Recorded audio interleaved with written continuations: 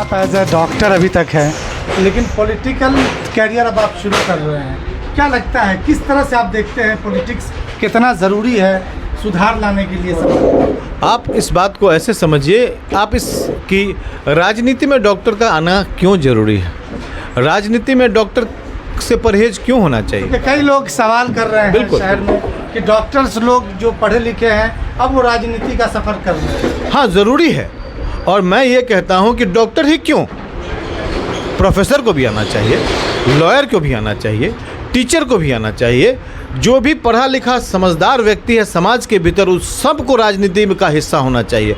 आज आपने राजनीति से अपने आप को अलग कर लिया, इसलिए बिहार की दुर्गति हो रही है। समझदार लोगों को, शिक्षित लोगों को अगर आप आगे अपना प्रतिनिधित्व करने का मौका देते हैं तो वो आपकी आवाज़ को बुलंद ही नहीं करता, आपकी समस्याओं को समझकर उसके समाधान को लेकर भी सभाओं, विधानसभा चाहे विधान परिषद चाहे लोकसभा में अपनी आवाज़ उठा सकता है। तो आप पढ़े लिखे लोगों को मौका दें। और मैं आपको यही कहता हूं कि डॉक्टर भी उसी वर्ग से आता है और डॉक्टर भी उसी समाज का हिस्सा होता है जिस समाज में एक अनपढ़, गंवार और अशिक्षित लोग भी रहता है। तो आप समझिए कि किसको ज़्यादा समझदारी होगी समस्याओं के, वो जो पढ़ा लिखा समझदार व्यक्ति है या वो जो अशिक्षित है।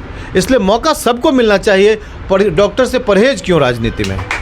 ये थे डॉक्टर ए.के. दास, जो मुजफ्फरपुर के माने जाने चर्चित डॉक्टर है। ये आज एक ओपनिंग समारोह में पहुंचे और इन्होंने काफ़ी ज़्यादा मुद्दे पे बात की, साथ साथ रोज़गार पे भी बात की।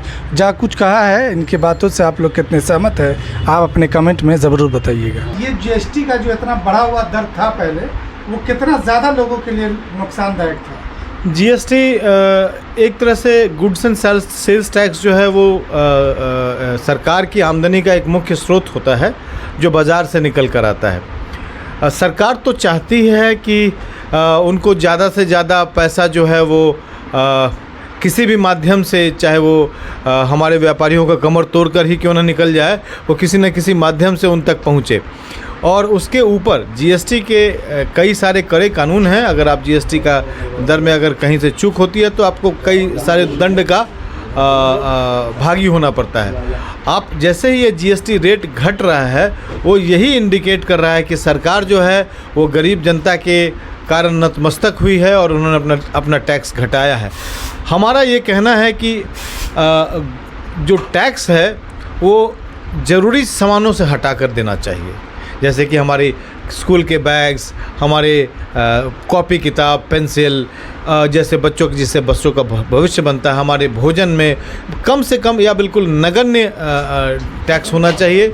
ऐशो आराम की चीज़ों पे आप जितना टैक्स लगाएं वो मंजूर है, परंतु ये इकोनॉमी को सपोर्ट करते हुए आम जनता को मदद करनी चाहिए। आम जनता अंग्रेज के शासन के जैसा रहने को मजबूर नहीं हो जाए कि आपने 1 बीघा में 4 क्विंटल गेहूं उपजाया और उसमें से 2 क्विंटल जो है आपको अंग्रेज को देना है। तो ऐसी व्यवस्था मुझे लगता है कि इन दिनों हो गई थी। इस व्यवस्था को जितना आप कम कर सकेंगे, टैक्सेस को जितना रिबेट देंगे, आम जनता उतना ही राहत पाएगी और हमारे व्यापारी वर्ग जो है वो और बिजनेस कर पाएंगे। बिहार में बार बार ये कहा जाता है रोज़गार की कमी है। आप एक पॉलिटिकल व्यक्ति के रूप में क्या देखते हैं कि वाकई में रोज़गार की कमी है? किस क्षेत्र में आगे बढ़ना चाहिए? चूँकि प्रधानमंत्री नरेंद्र मोदी ने साफ कहा कि पकौड़ा तल के भी रोजगार किया जा सकता है। क्या इस बात से आप सहमत है? देखिए, पकौड़ा तल के रोजगार किया जा सकता है तो वो ये इंडिकेट कर रहे हैं समस्त पूरे भारतवर्ष के लिए, परंतु बिहार के परिप्रेक्ष्य में अगर आप देखेंगे तो 50 लाख लोग जो है आज के तारीख में बिहार से बाहर रहते हैं। और बिहारी क्षेत्र में जब आप दिल्ली या बम्बई के कई क्षेत्रों में जाएंगे तो वहाँ सिर्फ बिहारी पाए जाते हैं। क्यों कर ये बिहारी वहाँ हैं?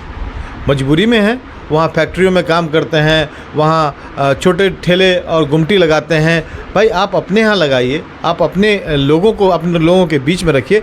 हमारा यह कहना है कि बेरोजगारी अगर समस्या न होती तो पलायन इतना बड़ा मसला होता ही नहीं। आज पलायन है क्योंकि बेरोजगारी है। और बेरोजगारी क्यों है? क्योंकि हमने वैसी रोजी रोजगार के मौके नहीं दिए लोगों को। हमने उनके सम्मान के साथ, बहुत सारे लोग पढ़े लिखे होते हैं, वो सम्मान के साथ नौकरी पाना चाहते हैं, सम्मान के साथ नौकरी हमें यहाँ मिलती नहीं है। इसलिए मेरे हिसाब से बेरोजगारी यहाँ एक प्रमुख बिहार में समस्या है जिस पर कोई रोड मैप नहीं है। आप ये पिछले कुछ समय से आप देख रहे होंगे, पिछले 10-15 दिनों से, कि जैसे रोज़ अखबार में वादों की बरसात होती है, महिलाओं के अकाउंट में 10-10 हज़ार रुपये आ रहे हैं। मेरा ये सवाल है अपने बिहार राज्य सरकार से कि ये 5 साल पहले से क्यों नहीं शुरू हुआ।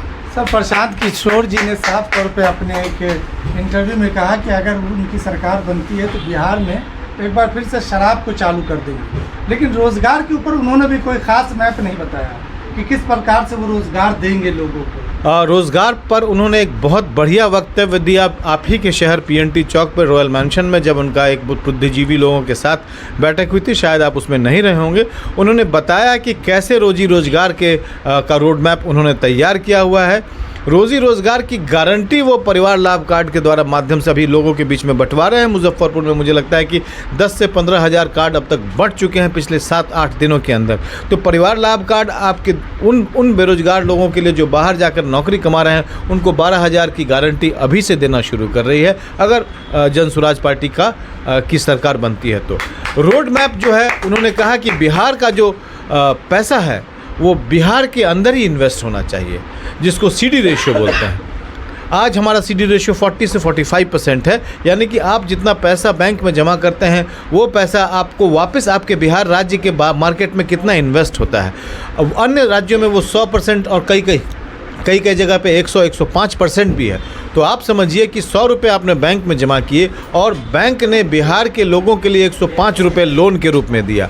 तो आपका जो बजट है, आपके बजट का जो अधिक पैसा जो है, जो आपने बैंकों में जमा किया है रोजी रोजगार करके, बिजनेस करके, नौकरी करके, वो पैसे जो आपने जो बैंक में जमा किए उसका 60% जो है वो अन्य राज्यों में डेवलपमेंट के लिए खर्च हो रहा है। हमारा यही डिमांड है कि हमारा जो ये पैसा जो बैंकों में जमा होता है उसका इन्वेस्टमेंट भी यहीं हो। आप हमारे यहाँ इन्वेस्टमेंट करेंगे। हमारा ये बच्चा आज एक छोटी सी दुकान कर रहा है, शुरू किया है, इसमें ये 3 लोगों को नौकरी देगा। उसी तरह से कोई मेरा यंग लड़का जो है रेस्टोरेंट खोलना चाहेगा तो वो कम से कम 10 लोगों को नौकरी देगा, जिसकी कीमत कम से कम 15 से 20 हज़ार होगी। अगर वो होटल खोलता है तो 100 से 200 लोगों के लिए, अगर बड़ा होटल खोलता है तो हज़ारों लोगों की नौकरी मिलेगी। हम अगर पैसे अपने लोगों को एज लोन देंगे तो उन्हीं लोन से हमारा मार्केट भी डेवलप होगा और हमारा एम्प्लॉयमेंट भी बढ़ेगा। इसलिए रोड मैप बिल्कुल तैयार है।